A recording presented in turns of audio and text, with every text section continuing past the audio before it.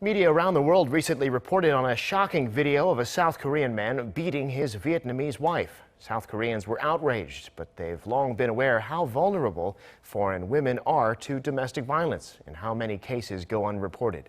Our Oh Soo-young took a closer look at the issue and spoke with a woman in Korea who's experienced that violence. For 4 in 10 women who've come to Korea for marriage, the marital bliss soon turns into domestic violence.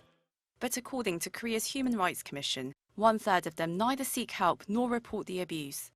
Why don't these women speak out? A Vietnamese woman in her early 30s agreed to talk to Arirang News on the condition of anonymity. My husband has been beating me since 2010. He also aborted my baby while I was unconscious. I slit my wrist to kill myself, but I failed. Now I'm trying to get a divorce, but it's hard to leave because he says he'll hire someone to kill me. I don't speak enough Korean, and if I go back to Vietnam, I will be a nuisance to my parents. I want to stay and work here. For many like her, it's not as simple as leaving. Divorce means they lose the right to remain in Korea unless they take the case to court or have a child with Korean citizenship. Foreign women rely on their husbands to meet the requirements for settlement or permanent residence. If they separate, they must prove that the Korean spouse is to blame for the divorce. But that's extremely difficult, as many don't report cases of abuse. Women with children are also disadvantaged as the court grants custody to the parent who has more capacity to support them. Over the past 2 decades, Korea has been expanding support centers, legal consultations, and emergency hotlines in 13 languages for migrant women.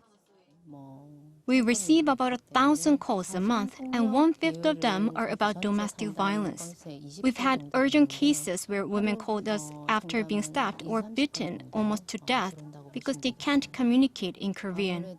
Another large proportion ask about divorce and right to remain in the country.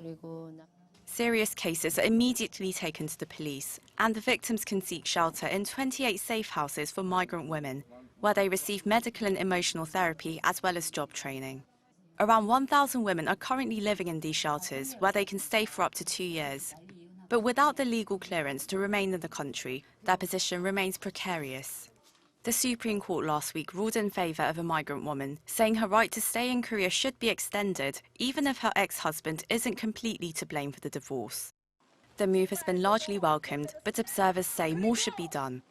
There are now over 130,000 women who have moved to Korea for marriage. The government said last week it will discuss improving laws to better protect migrant women and their human rights, as well as tackle the negative social and cultural conditions that set them back. Oh Soo-young, Arirang News.